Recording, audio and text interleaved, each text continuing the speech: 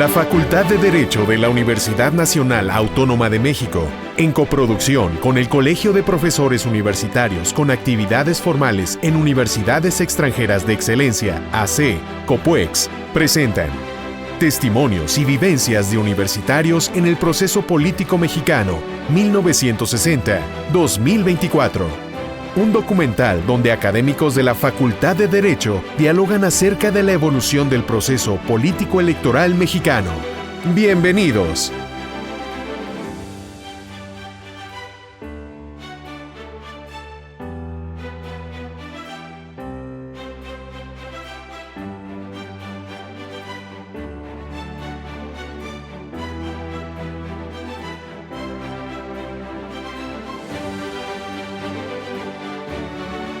A continuación, la secretaria técnica del COPUEX, la licenciada María Patricia Nava Muñoz, nos presenta a los ponentes de hoy. Jorge Moreno Collado es doctor en Derecho por la Universidad Nacional Autónoma de México. Profesor de carrera de tiempo completo por más de 50 años en la Facultad de Derecho de la UNAM.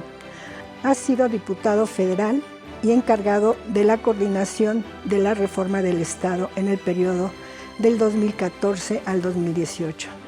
Fue consejero del Consejo de la Judicatura Federal y cuenta con una amplia obra publicada por la UNAM sobre temas de derecho político en México. Marineilda Cavada Huerta es licenciada en Derecho por la UNAM y fue colaboradora del doctor Moreno Collado. Trabajó en la reforma del Estado, en el Instituto y el Centro de Investigación Parlamentaria, en la Cámara de Diputados en el 2012 al 2018. Fue también dictaminadora del Consejo de la Judicatura Federal. En el documental Testimonios y vivencias de universitarios en el sistema político mexicano 1960-2024, en esta ocasión, en este capítulo, hemos invitado a Jorge Moreno Collado. Jorge Moreno Collado es un profesor universitario con cerca de 60 años de antigüedad. Ha sido en la Facultad de Derecho y ha tenido una presencia permanente desde que era estudiante en los años 60 del siglo pasado. Ha actuado políticamente, ha sido diputado federal, ha escrito libros sobre el sistema político mexicano, ha estado muy cerca de personas muy importantes en el sistema político mexicano, en esto que se llamó reformas del Estado mexicano, que es una cuestión que surge directamente del perismo presidencial, cuando ya existe un proceso de modernización, de globalización, que algunos ubican en el año de 1982, ¿no? Y que el mismo expresidente de la República, López Portillo, señaló como la referencia que él hace diciendo: yo fui el último presidente de la Revolución Mexicana, ¿verdad? Que si a partir de Miguel de la Madrid ya existe otra concepción que se queda un poco alejada de las ideas originarias y desarrolladas por los regímenes peristas presidenciales de lo que fue la Revolución Mexicana, que como todos sabemos, pues ahí había un panteón de héroes tan diverso como diversa fue la Revolución Mexicana, ¿no? Entonces, en el evento de hoy, yo le he pedido a Moreno Collado, que nos hizo el favor de invitar a una colaboradora de él en momentos importantes de estas actividades que él ha tenido, a la profesora Marineilda Cavada Huerta, ¿no? Entonces, muchas gracias por acompañarnos en este evento. Este es un documental promovido por la dirección de la Facultad de Derecho de la Universidad Nacional Autónoma de México. La doctora Sonia Venegas Álvarez considera importante que dejemos un testimonio de lo que ha pasado en México en estos 40 años, ¿no? En estos 60 años, perdón, que es la transformación que ahora estamos viviendo más profunda en una dirección distinta a la que se había generado de 60 al 2024, ¿no? Entonces, estimado Jorge, pues tú eres el encargado de este capítulo, eres el ponente principal y tú nos dirás cómo lo quieres desarrollar y lo desarrolles. Muchas gracias, Luis Molina Piñeiro, amigo, compañero de muchas lides y de mucho tiempo en actividades académicas. En primer lugar, quiero agradecer la invitación que por tu conducto nos hace la doctora Sonia Venegas Álvarez, directora de la Facultad de Derecho de nuestra UNAM, y de la maestra Sara Miss Palma León, secretaria general, a estas pláticas, a estas evocaciones sobre los temas fundamentales que han sido expresiones del desarrollo político de México durante el siglo XX y en lo que llevamos del siglo XXI, y sobre todo después de la segunda mitad del siglo XX. Quiero que el tema lo ubiquemos en el contexto de un proceso histórico muy amplio, que es el proceso de modernización de la sociedad mexicana y particularmente del Estado mexicano. En ese proceso de modernización del Estado mexicano ha habido pasos muy importantes hacia la democratización y algunos elementos regresivos que hemos venido sufriendo también en cuanto a nuestro proceso democrático nacional en el contexto de la globalización que se vive en el planeta. Como lo podrás recordar, Luis, los que estén atendiendo este programa, probablemente Marineila lo ha leído en algunos textos. En los años 60 había turbulencias en el país. En los años 60 se habían cumplido 50 años del inicio de la Revolución Mexicana. Y había un testimonio que era el de una obra de varios tomos de México 50 años de revolución que había publicado el Fondo de Cultura Económica. En ese texto se encontraba un aire triunfalista de los grandes avances que había logrado nuestro país. Pero pronto llegó el desencanto. En 1968 el sistema mexicano tuvo un punto de quiebre muy importante, pero que en nuestra universidad se había anunciado con una crisis que se generó en los años 65, 66, con la caída del doctor Chávez, que era el rector de la universidad, rector que había hecho una obra importante de avance académico en la UNAM y que fue acompañado también por la caída del director de la Facultad de Derecho, en donde se gestó prácticamente el movimiento de 1966, que era el licenciado César Sepúlveda León. A partir de entonces México, con el movimiento del 68, entra en un estado de crisis política que tenía que ser revisada y al mismo tiempo reconstituida la República y sus instituciones. Esa fue la labor que quiso realizar de alguna manera Luis Echeverría. Y Luis Echeverría tenía que hacerse acompañar no solo del sector político, sino también de los jóvenes de entonces y también de las universidades, y por lo mismo en la universidad se empezaron a gestar también grandes preocupaciones sobre el estudio del problema de México, de la transformación, de las renovaciones mediante estos conflictos, y por lo tanto también ahí se gestó el estudio de la sociedad mexicana desde una nueva perspectiva. En ese proceso, la universidad había tenido una grave crisis que sufrió, desde luego, la administración primero del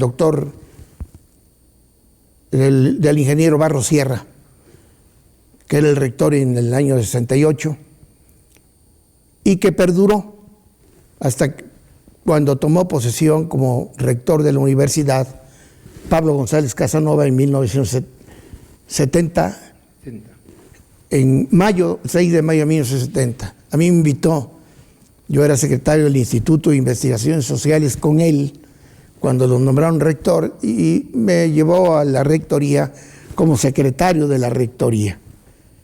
Pablo González Casanova tuvo que impulsar el desarrollo de la universidad frente a lo tumultuario de los conflictos nacionales, y en efecto recibió algunos apoyos importantes para mejorar las condiciones de los profesores de carrera de la universidad, incrementándoles el salario, prestaciones y otro tipo de apoyos para la vida académica, en la investigación, en la docencia y también en la difusión de la cultura.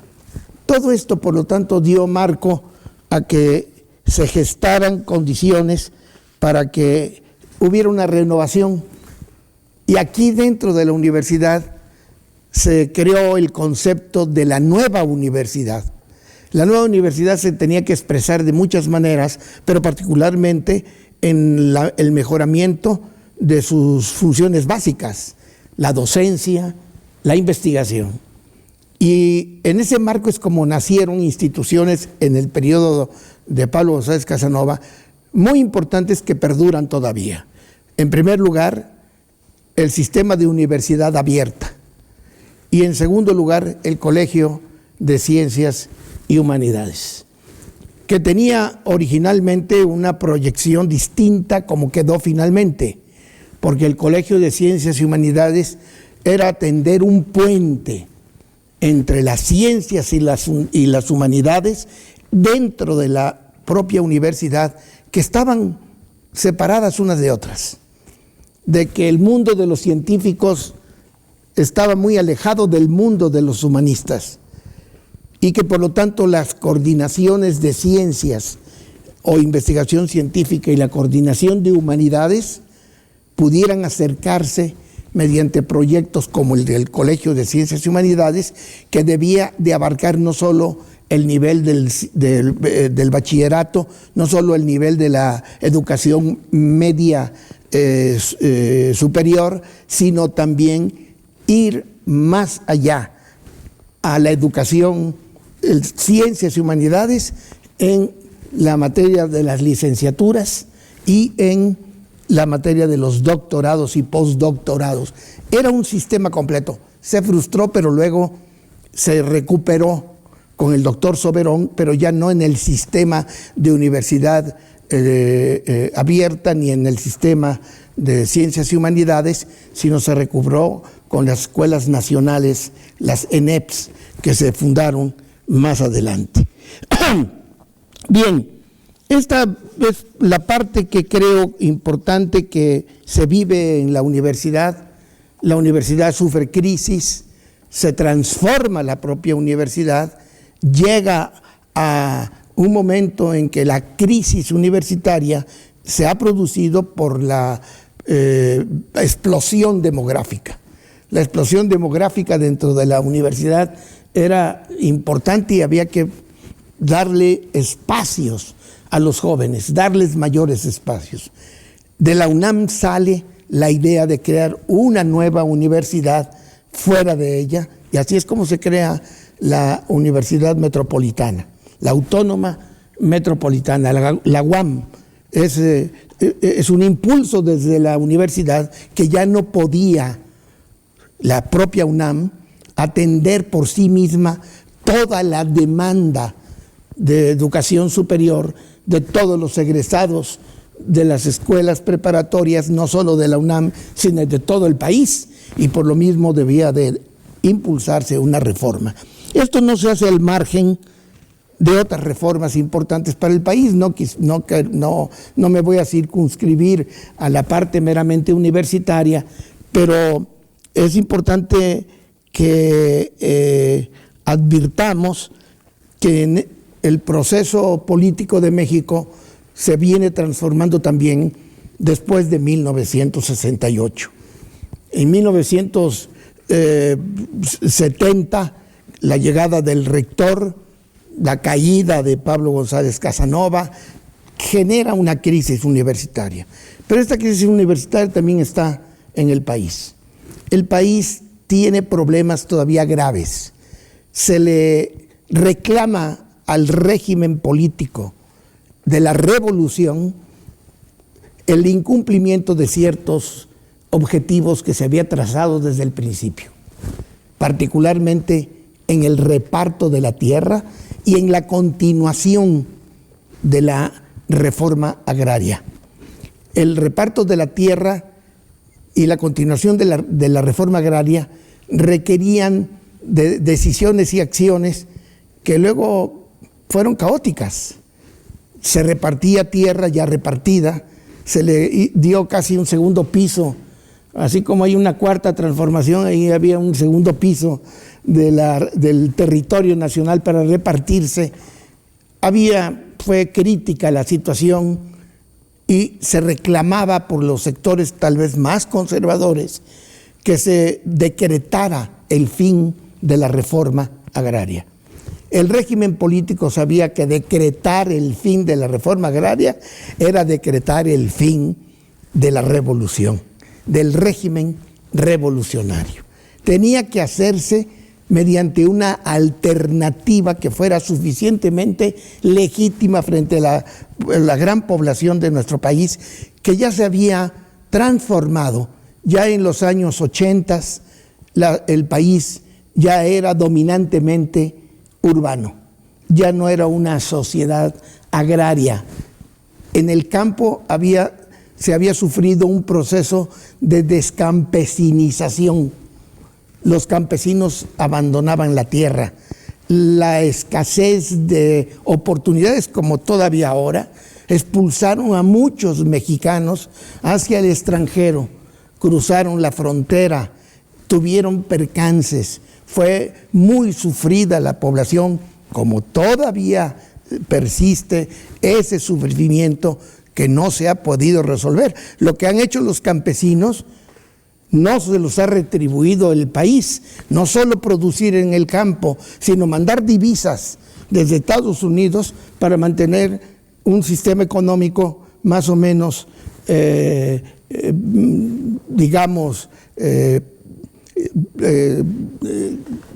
suficiente para muchas familias que reciben los beneficios de las divisas enviadas por nuestros compatriotas que están en el extranjero. Esto nos da pues pauta para advertir que la realidad mexicana requería reformas y que las reformas no debían de ser solamente de los aspectos superestructurales del régimen político, sino que tenían que ser reformas de mayor hondura, que afectaran el sistema de distribución de la riqueza. Pero eso no podía hacerse si antes no teníamos los instrumentos institucionales para ello. Y por lo tanto se requerían reformas políticas, reformas a la Constitución que permitieran transformaciones de gran calado. Esto lo intenta en algunos aspectos Luis Echeverría. Se hicieron reformas importantes, se crearon instituciones como el Infonavit, por ejemplo, se crearon, se transforma la Secretaría de Asuntos Agrarios o el Departamento de Asuntos Agrarios y Colonización, como se llamaba, se transformó en Secretaría de la Reforma Agraria para dar un paso más en el sentido productivo de la tierra y no solamente en el sentido de la posesión y del reparto de la propiedad territorial, sino también de incrementar la productividad. Pero el asunto era mucho más delicado, más grave.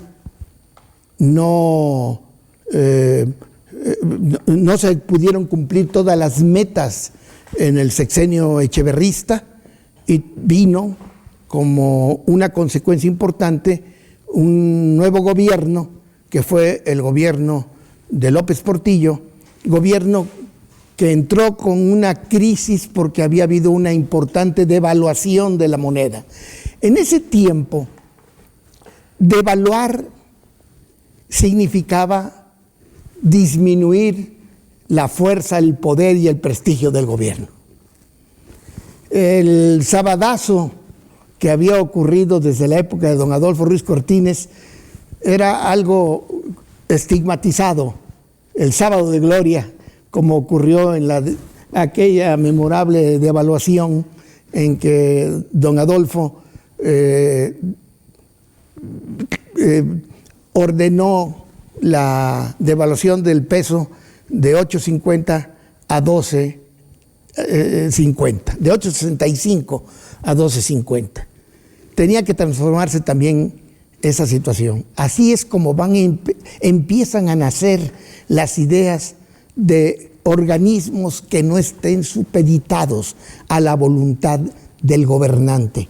Así es como se crea la idea de transformar el Banco de México de un instrumento del gobierno a través de la Secretaría de Hacienda en un organismo constitucional autónomo que permitió, que se logró en virtud de la reforma que se hizo del Banco de la Constitución en el artículo 28 para convertir al banco en un organismo constitucional autónomo, como lo es hasta este momento, en que hay varios organismos constitucionales autónomos que le dieron ese nuevo impulso a la democratización del país por un lado, pero también al desarrollo y al apoyo del desarrollo nacional.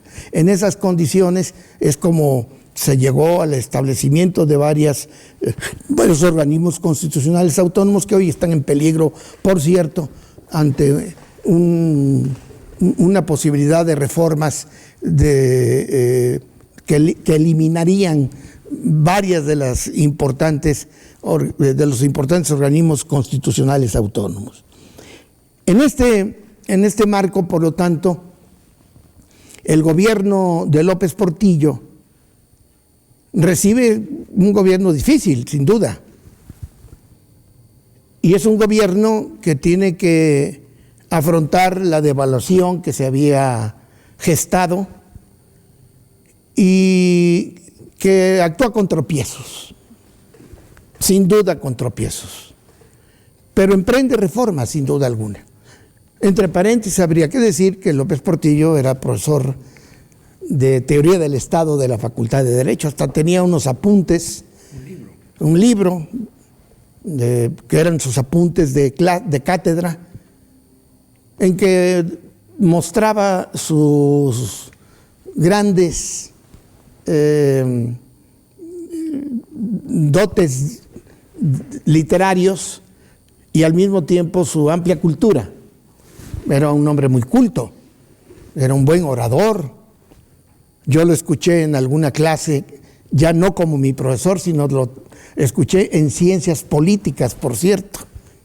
De tal manera, pues, de que el presidente López Portillo inició también otras transformaciones que dieran un impulso a la transformación de nuestro país. Fue, por lo tanto, un periodo de reconsideración y de revisión de lo que se había hecho. López Portillo declaraba que ya era el momento de dar por finalizado el proceso revolucionario, la transformación revolucionaria de México, que entraría a un mundo de modernización, a un mundo distinto. Esto sería, sin duda, más adelante recriminado, y hasta ahí quiero en este momento dejar esta charla para preguntarle a Marineila y pedirle a Marineila que nos diga si ella, como gente de una nueva generación, tenía alguna perspectiva de lo que había ocurrido en el largo proceso de transformación de México en la segunda mitad del siglo XX y del ingreso de México en el siglo XXI. ¿Qué podrías comentar al respecto, Marineila? Esto que platica el doctor Moreno Collado era prácticamente, yo estaba saliendo entrando a una preparatoria, cursando la preparatoria y preparándome para entrar a esta facultad de Derecho. Entonces mi generación tenía muchas ganas de ver esta transformación, este nuevo estado, este nuevo país, siendo un estado moderno. Ya para entonces el presidente Miguel de la Madrid ya había presentado a México como un nuevo estado, una modernización administrativa que Miguel de la Madrid ya empujaba. Ya venían todas estas personas que se preparaban en el extranjero, ya venían nuevas corrientes económicas, ya en los 80s ya era lo que era la URSS, lo que ya se convertía en otra cosa. El mundo cambiaba, la geopolítica era ya distinta y nosotros empezábamos a estudiar Derecho. Estoy hablando del año 88 y entonces empiezo a tener maestros de ciencia política, por ejemplo, que me presentan un mundo esperanzador y el país ya era esperanzador para nosotros. Entrábamos a una globalización, ya se hablaba de un mundo global. Empezábamos a conectarnos con los demás y empezaba esta nueva interacción con todos los países y empezaba México a entrar a un orden económico nuevo donde ya pactábamos con otros países y ya comercializábamos con otros países y entramos a ser los socios comerciales de nuestros vecinos del norte. No lo podíamos creer. Nosotros, México, éramos ya socios comerciales de Estados Unidos y Canadá. Ahí es donde yo empiezo a no solo ser un estudiante de Derecho, sino empiezo a colaborar en una Secretaría de Gobernación y empiezo a ver mis primeros cambios, ser testigo de los primeros cambios de lo que se ha llamado reforma del Estado en muchos momentos, pero yo creo que cada vez que hay un fortalecimiento de las instituciones, hay una reforma del Estado. Entonces, es la primera que recuerdo, digamos, porque pasaba frente a mí y ya estoy hablando del sexenio del presidente Carlos Salinas de Gortari, y en ese momento que yo entro a trabajar a la Secretaría de Gobernación, pues fue muy interesante porque sin conciencia, son a los 19 años, casi sin conciencia, pero empieza uno a ver pasar muchas cosas importantes. Primero, el TLC, sí, era un gobierno que ya era muy plural, ya había muchas voces, mucha izquierda manifestándose, muchas otras posiciones políticas que no era la del partido oficial, la del partido en el poder, y entonces hay una apertura comercial, un tratado de libre comercio firmándose, pero también ya hay una primera reforma que yo logro acordarme, donde ya empieza a gestarse una reforma electoral. Ya hay un nuevo Código Federal de Procedimientos Políticos, el COFIPE, de instituciones y procesos electorales. Entonces ya empieza a las fuerzas del país, a las minorías, a darles más juego político.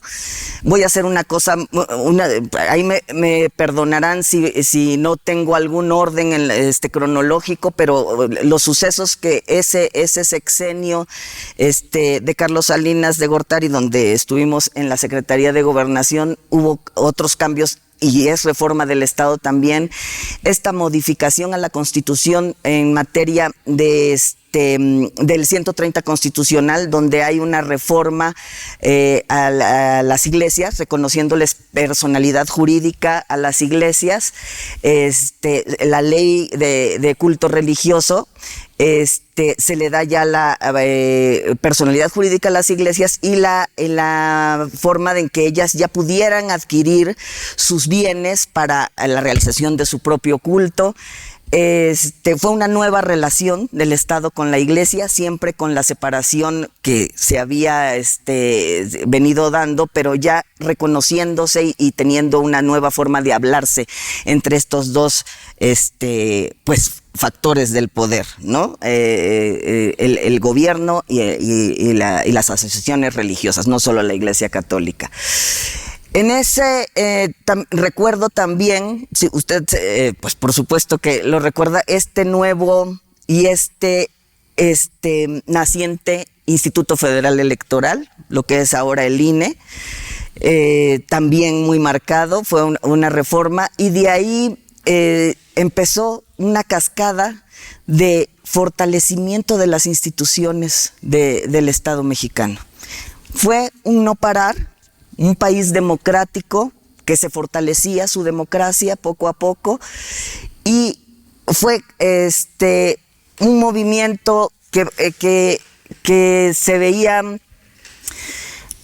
ya también amenazado por algunas turbulencias.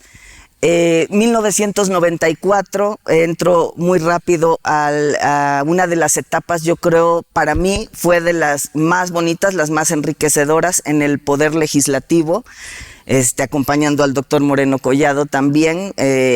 Veníamos de un año muy, muy difícil, muy convulsionado, 1994, por todos los sucesos. Era la 56ª legislatura, y a hacer frente a muchas cosas difíciles, y toca, entrando la legislatura, una reforma al Poder Judicial. Fue la que ahora que hablan mucho de reforma al Poder Judicial, yo me acuerdo de esa gran reforma al Poder Judicial, en donde no era una reforma fue una reforma superficial al Poder Judicial. Fue una reforma profunda. Así es, fue una reforma profunda. Si me permites que te comente esa parte. Creo que en ese momento el presidente era Ernesto Zedillo.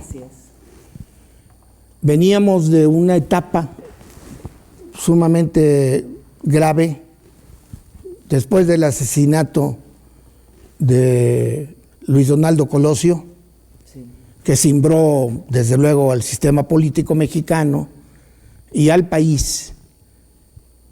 Existía el compromiso de reconstruir institucionalmente buena parte del sistema político mexicano.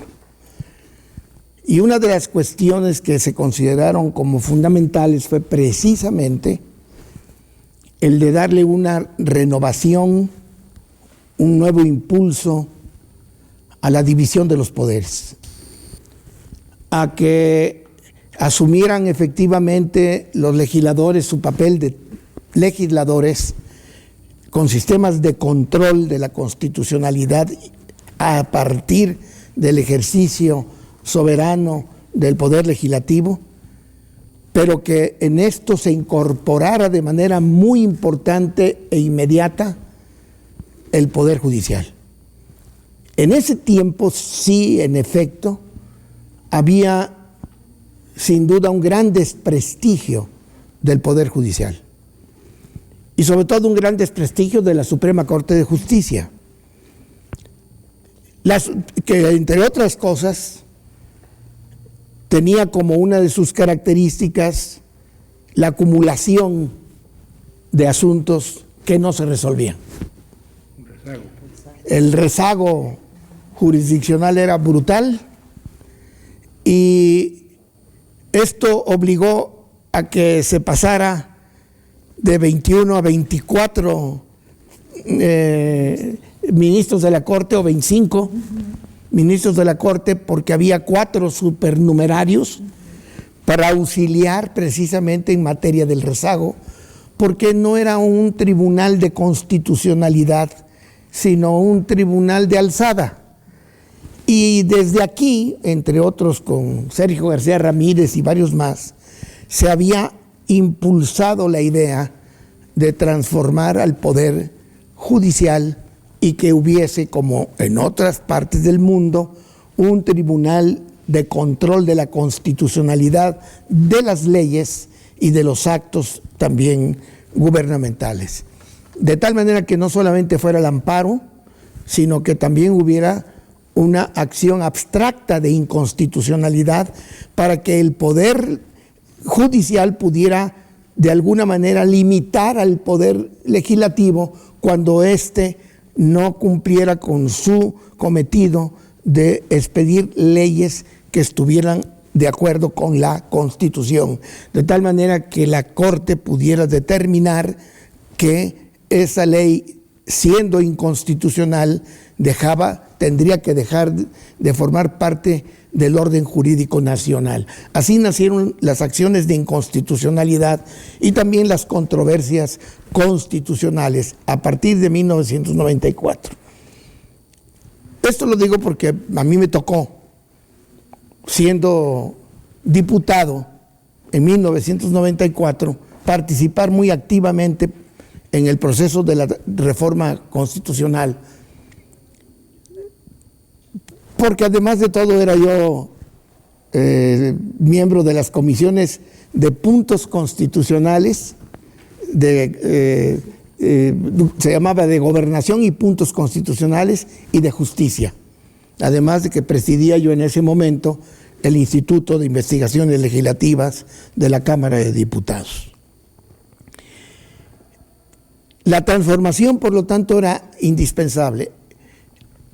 El Poder Judicial anterior, como un poder de defensa constitucional a través del juicio de amparo y de la legalidad, se había llenado de tantos asuntos y de tanta corrupción que era necesario una transformación.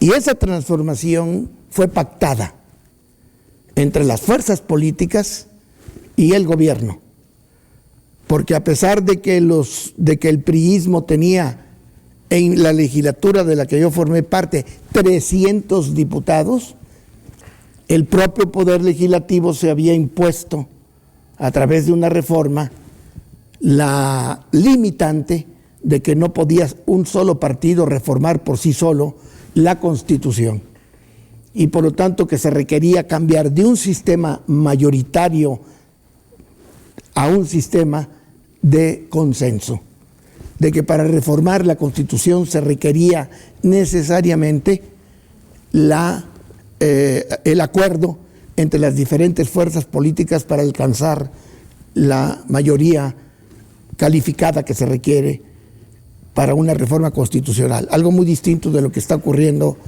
actualmente en nuestro país. Eso también dio la pauta, por lo tanto, para reformar a la Constitución y crear el Tribunal Constitucional. Se le dio a la Corte el carácter de Tribunal Constitucional para poder resolver las controversias constitucionales y las acciones de inconstitucionalidad. Las controversias constitucionales, como tú lo sabes, se trata de conflictos que hay entre órdenes de gobierno. Cuando un municipio con el Estado tiene diferencias y no se resuelve en el Estado, pueden acudir a la Corte para que la Corte determine si el municipio es el que tiene la razón o el gobierno estatal tiene la razón, o entre un Estado y otro Estado, entre órdenes de gobierno, para abreviar. Era muy importante que se diera esto, porque la Corte también tenía el carácter de arbitraje en cuestiones de conflictos, pero sin un procedimiento debidamente jurisdiccional, sino más bien de orden político. Entonces, por esa razón, la transformación era importante. Pero la otra fue la de las acciones de inconstitucionalidad para poder determinar desde el Poder Judicial que una ley es inconstitucional. Y si es inconstitucional, debe de ser sacada y tiene que ser sacada del orden jurídico. Ese es el gran poder que tiene la Corte. Y eso es lo que lastima mucho al gobierno, porque muchas de las leyes son iniciativas gubernamentales y del presidente de la República. Y por eso el presidente de la República nunca está contento con la Suprema Corte de Justicia de la Nación, y menos en este momento en que tenemos un grave conflicto que está todavía en proceso. En este sentido, la Corte tuvo que cambiar. Se eliminó la vieja Corte de 26 integrantes y se creó una Corte de solo 11 integrantes, que tuvieran una posibilidad de dividirse el trabajo por el cúmulo de trabajo también, para que algunos asuntos los pudiera tratar en salas. Se crearon 2 salas, una en materia penal y civil, otra en materia administrativa, y se ha agregado a esta recientemente, hace unos 2 años o 3, el asunto laboral, la materia laboral, que no correspondía al Poder Judicial, porque había juntas de conciliación y arbitraje. Ahora también son tribunales del Poder Judicial de la Federación. Y el Pleno, encargándose de los asuntos más importantes, bajo el auxilio de plenos de circuito y de plenos regionales ahora, que agrupan a tribunales de la misma materia de varios estados de la República, para que cuando hay contradicciones entre los tribunales de cada materia, entre ellos mismos, esos plenos resuelvan la contradicción y generen jurisprudencia. Esas son cosas de renovación del Poder Judicial extraordinarias, que pudieron y sirvieron para abatir el viejo y terrible rezago que se vivía. Porque de esa manera la Corte pudo dedicarse básicamente a resolver los conflictos entre las acciones de inconstitucionalidad y las controversias constitucionales como tribunal constitucional. Y solo en última instancia, cuando ya hay conflicto entre plenos regionales, pues ¿quién puede resolver un conflicto entre un pleno regional y otro pleno regional en una misma materia? Pues la Suprema Corte de Justicia. Por eso también tienen el poder de atracción que tiene la Corte para algunos asuntos que pueda allegarse por el interés, la importancia de los asuntos, como fue cuando el tema del ISSSTE, que más de 300,000 asuntos se tuvieron que acumular y que fueron resueltos por la propia Suprema Corte de Justicia. Pero entonces la Corte en ese tiempo, en los años 90 del siglo pasado, todavía era quien administraba al Poder Judicial. Administraba al Poder Judicial, nombraba a los jueces, nombraba magistrados, creaba organismos jurisdiccionales en el país, tenía todas las funciones administrativas y jurisdiccionales de división por materias, etcétera, que le quitaban mucho tiempo para cumplir con la función específica que le corresponde en materia constitucional. Entonces, al crearse el Tribunal Constitucional, eliminarse la vieja Corte y crearse la nueva Corte con 11 ministros encargados de las acciones de inconstitucionalidad y de las controversias constitucionales, la parte de la administración, la vigilancia, la carrera judicial, el impulso al desarrollo del Poder Judicial en sí mismo, le quedó a un nuevo órgano que se creó en 1994 y que empezó a funcionar en 95, el Consejo de la Judicatura Federal. Entonces, queda encargado de todo lo concerniente a la administración, a la disciplina, a la distribución en distritos y en circuitos de los juzgadores, y por lo tanto también de calificarlos, de determinar las vías de ingreso al Poder Judicial mediante concursos muy rigurosos. Concursos rigurosos que yo fui testigo de ello porque fui consejero de la Judicatura Federal de 2007 a 2012, y que me permitió advertir que los que se seleccionan son aquellos que mejor demuestran su capacidad, sus conocimientos, porque se le hacen diversas pruebas muy rigurosas que culminan con que se les da un expediente a los que concursan para que resuelvan y digan cómo, qué criterios, de qué jurisprudencia se han valido para la solución, de tal manera que todo ello pues garantiza la calidad de la impartición y administración de la justicia en el Poder Judicial Federal. No considero que esto pueda ser resuelto mediante una elección popular. Eso está fuera de su ámbito. Está fuera de su ámbito. Es un despropósito. Es algo verdaderamente fuera de lugar. Pero en fin, como eso es una condición política, las mayorías pueden crear una dictadura. Las dictaduras mayoritarias son las más perniciosas del mundo. Las ha habido desde épocas remotas. Así que el Consejo de la Judicatura Federal, el Poder Judicial de la Federación, constituyó pues un elemento de renovación del Estado mexicano muy importante. En este proceso mi testimonio al respecto es muy importante desde mi perspectiva personal, de mi formación como jurista, porque viví dentro del Consejo de la Judicatura Federal en esos 5 años que he comentado, y donde vi que la inmensa mayoría de los jueces, de los magistrados, de los secretarios, de los actuarios, de los oficiales, son gente honorable. La inmensa mayoría. Que hay casos de excepción, sin duda alguna. De que hay aspectos que tienen que ser mejorados, no cabe la menor duda. De que todavía se padece el rezago, sin duda hay rezago.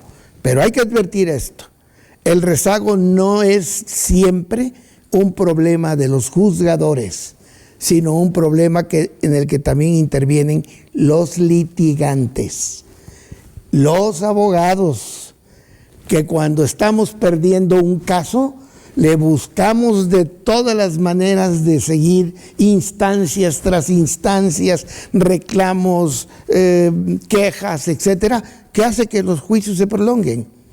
Además de que en efecto la cantidad, que todavía es muy importante, de carga jurisdiccional en los juzgados y en los tribunales, dan como consecuencia que no se resuelva con la prontitud que se debiera, porque lo hemos escuchado. Mientras en nuestro país hay un juez por cada, o 3 jueces por cada 100,000 habitantes, en países como Costa Rica hay 20 jueces por cada 100,000 habitantes. No es posible que tengamos la justicia pronta, completa e imparcial en esas condiciones si no tenemos los recursos suficientes. Y no se le puede achacar el problema al Poder Judicial. El problema estriba en que se le den recursos suficientes para tener más jueces en la Administración de Justicia Federal. Y eso que la Administración de Justicia Federal es de las que están, la que mejor funciona en nuestro país. Bien, Marineila, te interrumpí. Me importa mucho que comentes qué fue lo que ocurrió, porque tenemos que ir a grandes pasos, porque las experiencias ya con mi vejez y mi currículum dentro de las actividades académicas y públicas es muy grande, pero ¿qué ocurre en el Congreso cuando estamos en la 56 legislatura y que tú participas junto conmigo en el Instituto de Investigaciones Legislativas? ¿qué es lo que puedes sumar a lo que ya dices? Solo para cerrar este espacio de la reforma judicial, también decir que no solo tocó al Poder Judicial Federal, sino aparte de esto, tocó a la Procuraduría General de la República, la designación del procurador, se hizo un Sistema Nacional de Seguridad Pública, y bueno, se facultó al Congreso para expedir estas leyes de seguridad pública y demás. O sea, se tocaron varios puntos de la justicia, no solo el Poder Judicial, ¿no? Entonces, hay que pensar integralmente en la justicia, no solo desde el Poder Judicial.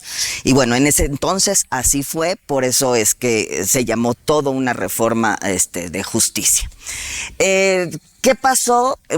Pasaron muchísimas cosas en la 56 legislatura. Primero fue una legislatura que tuvo que, como usted lo comenta, negociar.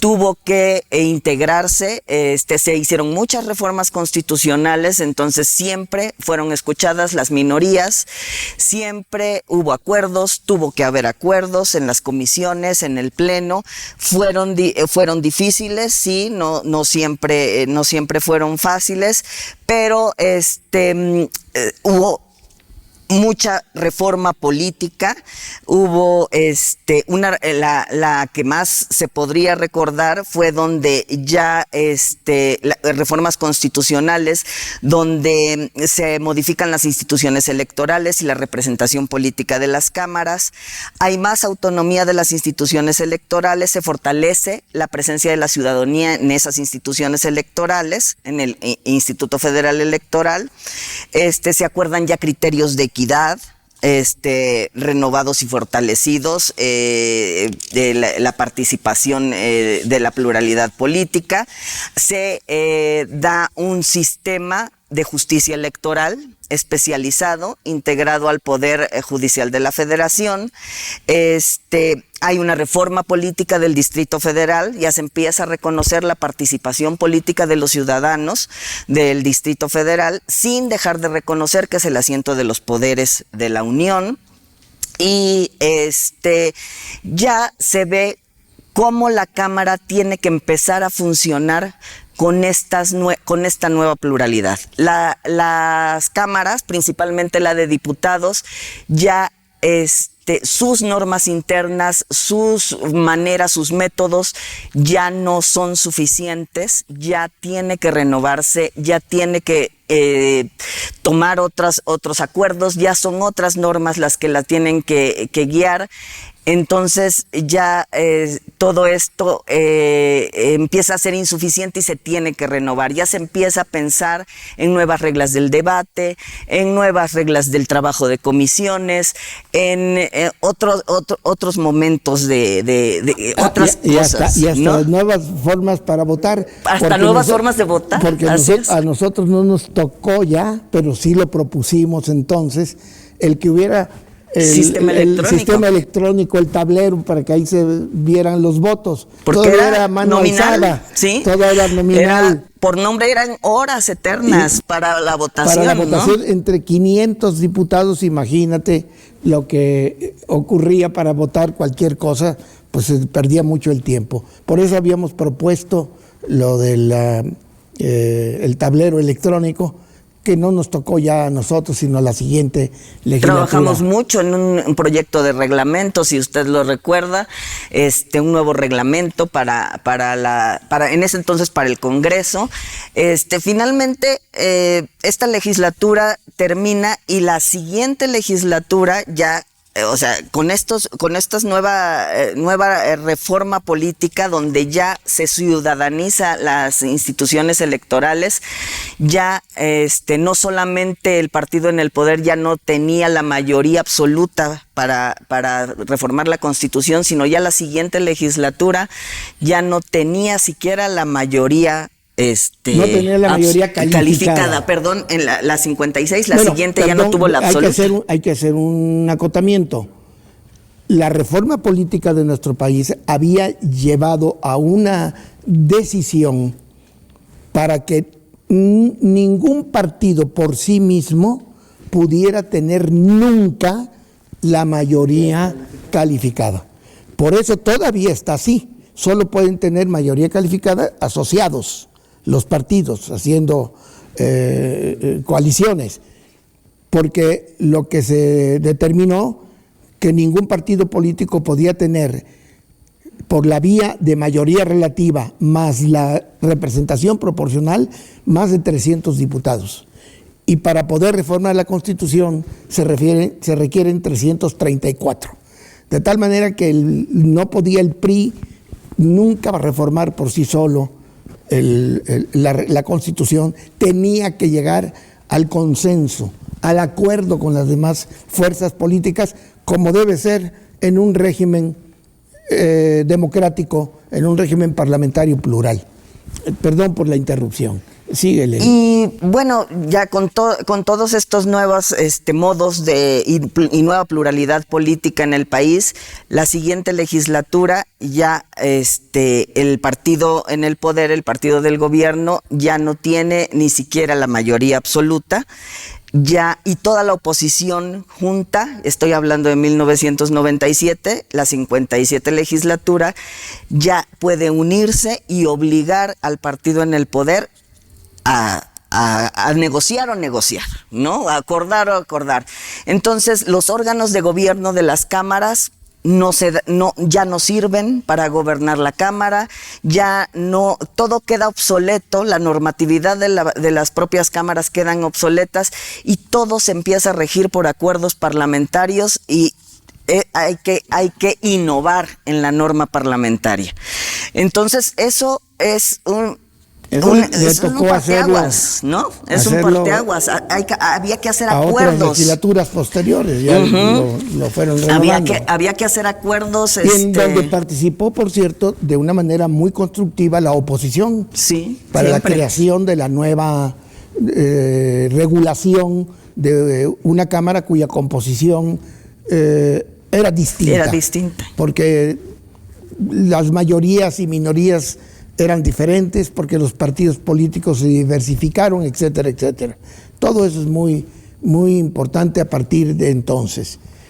Y llegamos, bueno, pues a estas épocas en donde encontramos que el Poder Legislativo ha tenido sin duda alguna una presencia sobresaliente, determinante, importante en la organización política de México, pero que se distorsiona cuando hay una supermayoría que no permite o que no admite el juego de las oposiciones y de la política, como está ocurriendo ahora con las reformas constitucionales, en donde pues tienen un carácter meramente testimonial las oposiciones, porque sabe de antemano el voto no les favorece. Hay que recordar también, Marineila, si me permiten, otros pasajes importantes de la reforma política en nuestro país y de las diferentes etapas que dieron lugar a modificaciones de la estructura política de México en los años 80 y 90. Nos tocó de una manera muy destacada la proliferación de la reforma política de la época de Carlos Salinas de Gortari, que fue notable en muchos aspectos de la estructura política nacional. México ha atravesado, por lo tanto, por etapas sumamente complejas, algunas muy enriquecedoras del mundo político y de la creación de instituciones, y otras muy empobrecedoras y destructivas. De tal manera que tenemos que señalar que sin duda la historia siempre es un conjunto de caídas prevenidas a tiempo. Pues muchas gracias, Jorge. Yo nada más quería hacer hincapié en que hoy es 4 de septiembre de 2024, ¿no? Es cierto, para que se ubique de qué estamos hablando. Que estamos en una situación actual de una profunda transformación de los principios constitucionales, ¿no? Entonces, lógicamente, esta concepción que tú nos señalaste, se ve claro de que todas estas reformas van vinculadas al artículo 135, ¿no?, de la Constitución, que habla de reformas y adiciones, ¿no? Ahora yo creo que lo que estamos viendo es un trastocamiento, un trastorno, dice el artículo 136, ¿no?, de los principios constitucionales, ¿no? Y esa es la razón por la cual lo que tú nos has dicho de todo lo que ha pasado en la segunda mitad del siglo XX para ir fortaleciendo instituciones democráticas en un régimen autoritario como lo fue el PRIismo, que tú señalas aquí muy claramente, todavía hasta final del gobierno de López Portillo, como tú dijiste, y él dijo, ¿no?, soy el último presidente de la Revolución Mexicana. Es decir, aquí debe haber un viraje hacia una nueva concepción de la vida política mundial, que fue lo que se llamó globalización, y que está también duramente criticado, ¿no?